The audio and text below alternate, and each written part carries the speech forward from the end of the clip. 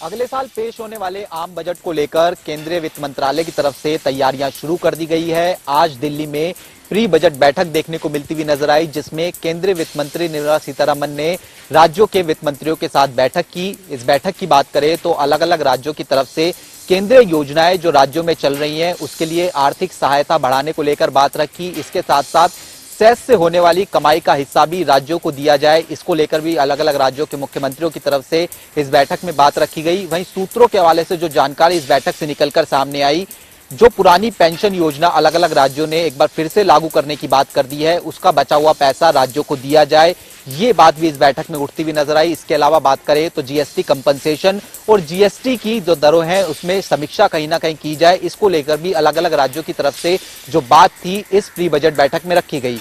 आपको बता दें कि इस तरह की बैठक हर साल बजट पेश होने से पहले की जाती है। वहीं तमाम राज्यों की बात करें तो इस बैठक में गुजरात, दिल्ली और पश्चिम बंगाल को छोड़कर सभी राज्यों के वित्त मंत्री शामिल होते हुए नजर आए थे।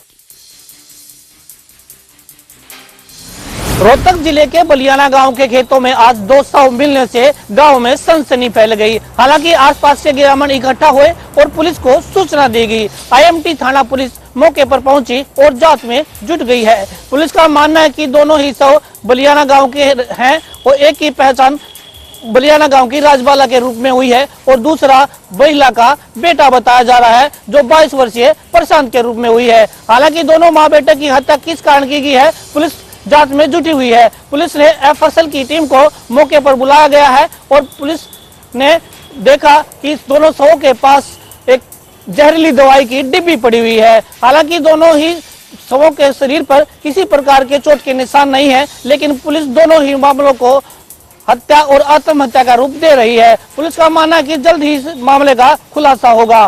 पुलिस ने दोनों शवों को पोस्टमार्टम के लिए पीजीआई में भेज दिया गया है। पुलिस का कहना है कि जल्द ही इस मामले का खुलासा किया जा सकता है।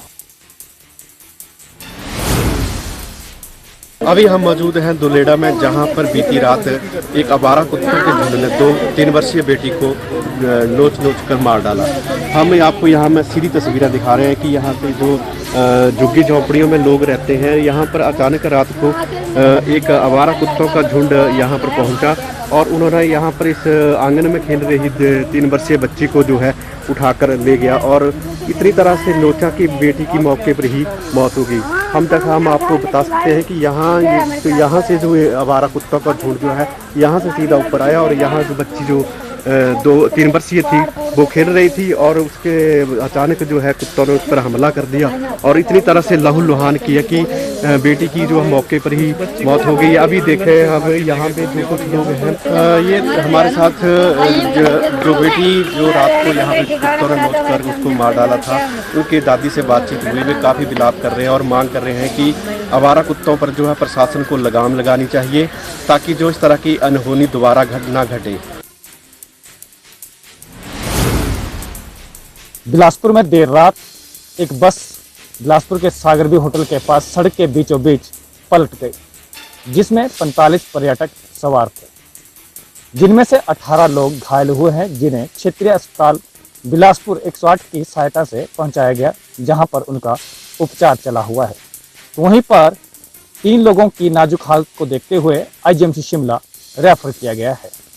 तो वहीं पर पर्यटकों से मिली पुलिस को जानकारी में बताया गया है कि चालक की लापरवाही और तेज रफ्तारी के कारण ये हादसा हुआ है, जिसके चलते चालक को पुलिस ने गिरफ्तार कर लिया है और आगामी कार्रवाई जारी है।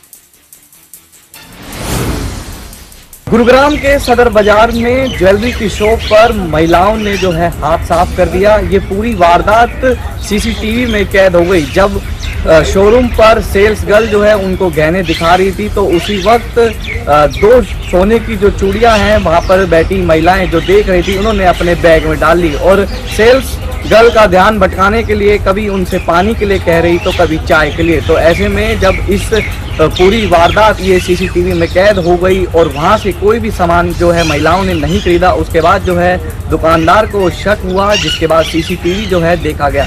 तो सीसीटीवी में 2 सोने की चूड़ियां जो है बैग में डालते हुए महिलाएं दिख रही हैं। और ऐसे में गुरुग्राम से ये पहला मामला नहीं है, इससे पहले भी इस तरीके के मामले जो हैं सामने आते रहे हैं। चाहे सोने की दुकान की बात हो या कपड़ों की दुकान की, ऐसे ही महिलाएं जो हैं लगातार चोरी की वारदात को लगातार अंजाम दे रही हैं। और इस पूरे मामले के बाद शोरूम के जो मालिक हैं उन्होंने गुरुग्राम पुलिस को इसकी जानकारी दी, जिसके बाद पुलिस जांच में जुट गई, सीसीटीवी खंगाल रही है और गंभीरता से इस पूरे मामले की जांच कर रही है।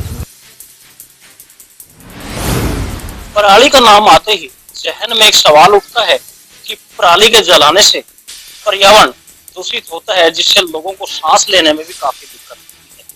लेकिन कैथल के अंदर पराली प्रबंधन को लेकर पूरे इंतजाम किए गए हैं। वहीं कैथल के नजदीक कांखली में एक प्लांट लगाया गया है, जहां पर पराली से लगभग 4 लाख यूनिट प्रतिदिन बिजली तैयार की जा रही है।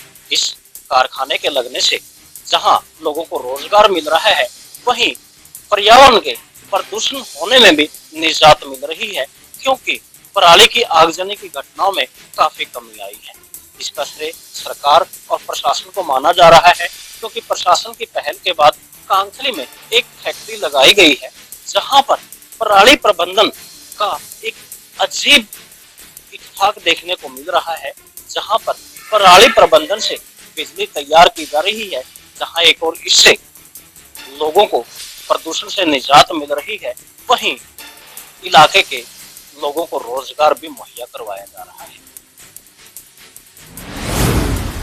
स्टेट हाईवे बहादुरगढ़ 20वां मील राई विधानसभा क्षेत्र में क्लॉथ हाउस की दुकान में भयंकर आग लगी और आग इतनी भयंकर थी कि लाखों रुपए का सामान जलकर तबाह हुआ। और दुकानदार ने बताया कि दुकान में जितना भी सामान था सारा जल गया और वो कहीं ना कहीं सरकार से गुजारिश लगाते हुए नजर आए।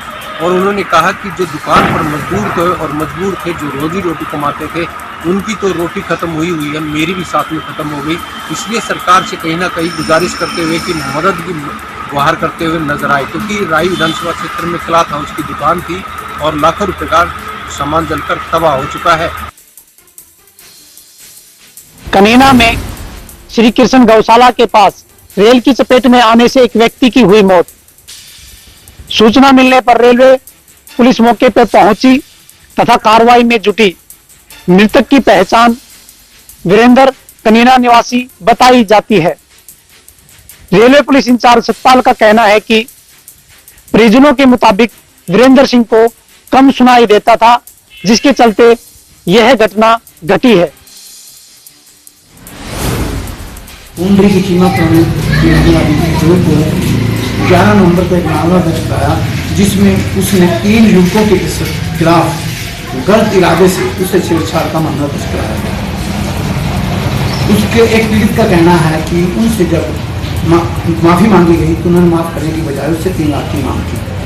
उन्होंने 1 लाख रुपए देकर और उसकी वीडियो बना ली, जिसको वायरल कर दिया। इस वीडियो के आधार पर पुलिस ने मामला दर्ज कर उसको गिरफ्तार कर दिया गया और उसकी जारी है। यह मामले इस तरह के पहले भी होते आ रहे हैं, तो सरकार इस पर जल्दी से जल्दी सख्त कार्रवाई करे ताकि इस तरह के मामले फिर न हो सके।